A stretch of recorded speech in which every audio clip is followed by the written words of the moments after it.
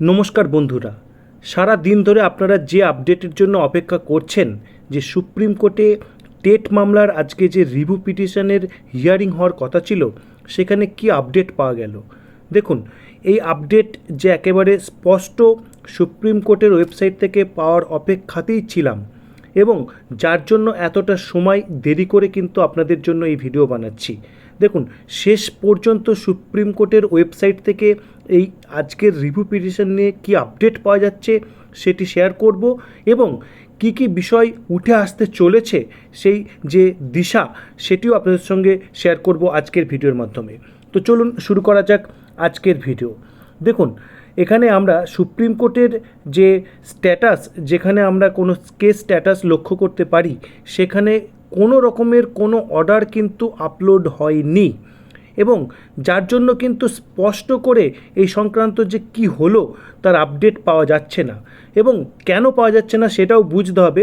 যেটি আজকেই লাস্ট যে ভিডিও সেখানে আপনাদের সঙ্গে শেয়ার করেছি যে রিভিউ পিটিশনের ক্ষেত্রে কোনো কিন্তু রেসপন্ডেন্ট বা পিটিশনারদের যে কোনো আইনজীবীর যে উপস্থিতি সেটি কিন্তু থাকে না, সমস্তটা রেডি করে সেটি সাবমিশন করতে হয়।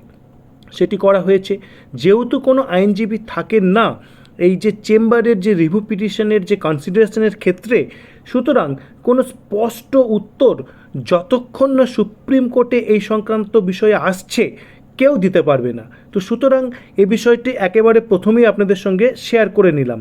তারপরে দেখুন, যেটি আমরা জানার চেষ্টা করছি যে ডিসপ্লে বোর্ড, দেখুন এখানে সুপ্রিম কোর্টের কোর্ট নাম্বার 8-এ কোরাম ছিল অনারেবল জাস্টিস দীপঙ্কর দত্ত এবং অনারেবল জাস্টিস মনমোহন, তাদের টাইম ছিল 1:40 থেকে। তো সেখানের যে এখানে আমরা টোটাল যে ডিসপ্লে লিস্ট যদি দেখি, দেখুন 1001-এ একটা ডায়েরি নাম্বার রয়েছে, তারপরে দেখুন যে সিরিয়াল নাম্বার 1-এ কী রয়েছে 15814, এখানে রেজাল্ট দেখুন ওভার এবং ব্যাকেটে কি লেখা রয়েছে লিস্ট বিফোর যে কোর্ট অবলিক বেঞ্চ 3 জাজেস বেঞ্চ, অর্থাৎ এখান থেকে কিন্তু 3 জাজ বেঞ্চের যে অর্ডার সেগুলো হতে পারে।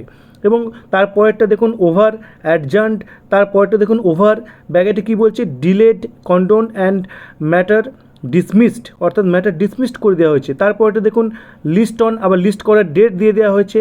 তারপরেরটা দেখুন এইভাবে আপনারা দেখতেই পাচ্ছেন ডিসমিসড অ্যাজ উইথড্রন সেরকম কোনো স্ট্যাটাস রয়েছে বা রেজাল্ট রয়েছে, ডিসমিসড অ্যাজ উইথড্রন রয়েছে, এরকম বিভিন্ন যে মামলার রয়েছে তার একটা করে রেজাল্টে কিন্তু আমরা যে রিমার্কস সেটি শো হচ্ছে দেখতে পাচ্ছি। দেখুন 14 নম্বর সিরিয়ালে রয়েছে পরিষ্কার ডিসমিসড, একেবারে ডিসমিসড হয়ে গেছে। তো এখানে আমরা আমাদের যে সংশ্লিষ্ট মামলার যে সিরিয়াল সেখানে আসার চেষ্টা করব। দেখুন তারপরে দেখুন 53 নম্বরে রয়েছে over delay condoned and matter dismissed এবং বলছি ইনক্লুডিং অল পেন্ডিং, এবং সমস্ত নিয়ে কিন্তু সেটা ডিসমিসড হয়েছে। 54 নম্বরে দেখুন যে ডিসমিসড অ্যাজ উইথড্রন রয়েছে। 55 নম্বর সিরিয়ালে রয়েছে ওভার, দেখুন ব্যাকেটে কি রয়েছে উইক কমেন্সিং 3 আগস্ট 2026, অর্থাৎ এখানে আমরা পরবর্তী সম্ভবত লিস্টিংয়ের একটা ডেট বা একটা কিছু পাচ্ছি, যেটি পোস্ট 2026 থেকে যে শুরু হচ্ছে তারপরে কিন্তু ডেট পেতে পারে। এর পরে আসছে যেটি রেলেভেন্ট মামলা 1002, অর্থাৎ রিভিউ পিটিশনের যে সিরিয়াল নাম্বার শুরু হচ্ছে, দেখুন state of Uttar Pradesh versus Anjuman Ishaat Taleem trust, এবং এখানে দেখুন অ্যাডভোকেটের নাম রয়েছে অঙ্কিত গোয়েল, কিন্তু জানিয়েছি যেটি যে অ্যাডভোকেটদের সেখানে কিন্তু প্রেজেন্স থাকে না।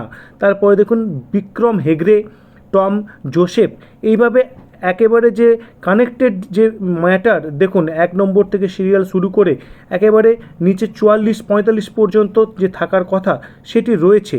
কিন্তু এই যে যেখানে শুরু হয়েছে 1002, সেখানে দেখুন রেজাল্ট সেকশানে কিচ্ছু লেখা নেই এবং এটি পাওয়া যাচ্ছে অনেক রাত পর্যন্ত অপেক্ষা করার পরে, অর্থাৎ এখানে ওভারও লেখা নেই এবং ডিসমিসডও লেখা নেই, অ্যাডজান্ডও লেখা নেই, কবে লিস্টিং হবে সেটাও লেখা নেই।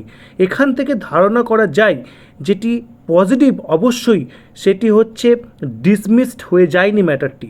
যদি ডিসমিসড হয়ে যেত তাহলে অবশ্যই এখানে স্ট্যাটাসে ডিসমিসড শো করতো।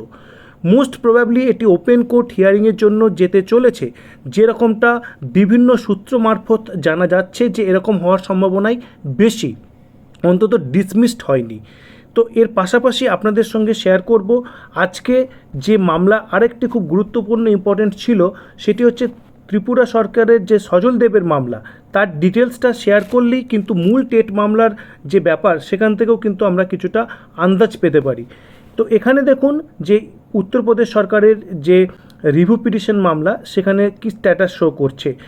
একেবারে নতুন কিচ্ছু নেই। 28/4/26 কজ লিস্ট দেখুন 1002 রয়েছে, পেন্ডিং মোশন হিয়ারিং।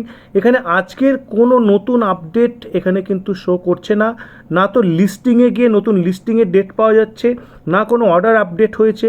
সুতরাং আশা করা যায় এটি খুব দ্রুতই হবে। অনেক ক্ষেত্রে দেখা যায় যে 2 দিন থেকে 3 দিন পর্যন্ত সময় লাগে, যেহেতু এতগুলি ম্যাটার, এতগুলি টেটের যে রিভিউ পিটিশনস, তার যে ডকুমেন্টস সেটি যে যাচাই করা বা সেটি স্টাডি করা, এই জন্য ন্যাচারালি সময় লাগতে পারে।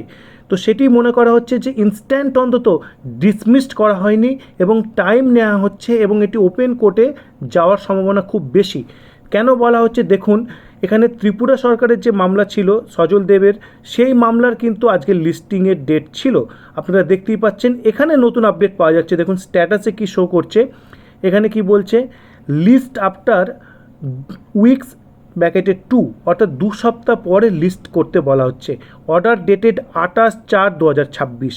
এই ধরনের কোনো কিন্তু আমরা স্ট্যাটাসে আপডেট দেখতে পাচ্ছি না মূল যে উত্তরপ্রদেশের যে রিভিউ পিটিশনস মামলার স্ট্যাটাস সেখানে, কিন্তু ত্রিপুরার ক্ষেত্রে দেখতে পাচ্ছি। এবং টেন্টেটিভলি যে কবে কেসটি আপডেটেড হতে পারে বা লিস্টেড হতে পারে সেটিও কিন্তু কম্পিউটার জেনারেটেড শো করছে 15ই মে 2026।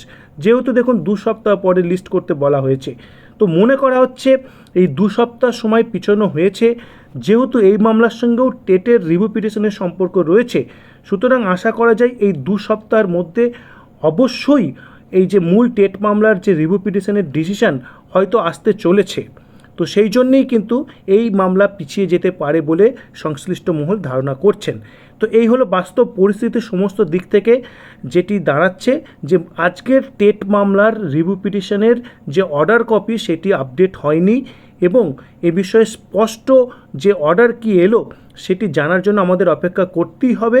তবে এটুকু আমরা আশা করতেই পারি, যেহেতু এটি ডিসমিসড হয়নি, সুতরাং এটি অ্যালাউড হয়েছে বা হতে পারে এবং এটি ওপেন কোর্ট হিয়ারিংয়ের দিকে যেতে পারে। এই ছিল এই বিষয়ের আজকের আপডেট। আপনাদের এই বিষয়ে কি কমেন্ট বা মতামত অবশ্যই কমেন্ট বক্সে প্রেস করুন। পরবর্তী আপডেটের জন্য অবশ্যই চ্যানেলটি সাবস্ক্রাইব করুন। ধন্যবাদ।